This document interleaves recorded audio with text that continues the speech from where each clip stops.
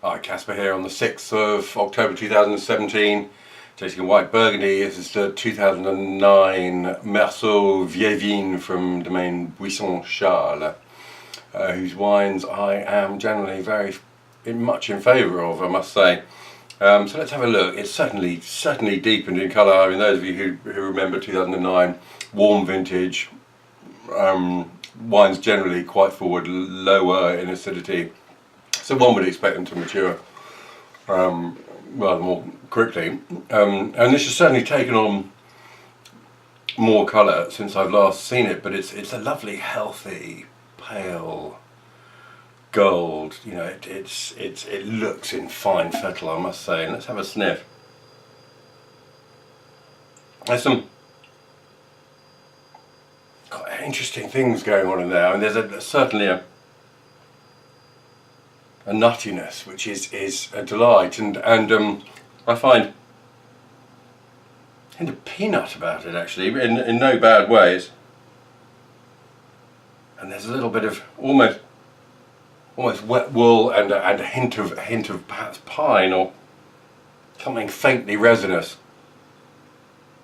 It's quite an elegant nose. Let's have a sip and see what happens.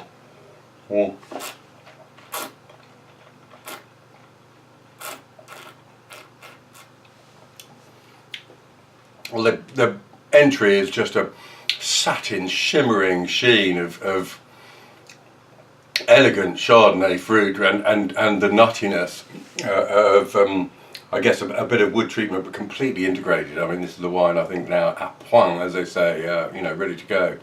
And once this settled down, this entry into the palate has settled down, it then sort of pulls itself together from satin to a rather more piquant thing. It sort of rises up and becomes much more upright and finishes with this lovely lift of spice and sort of faint minerality. It's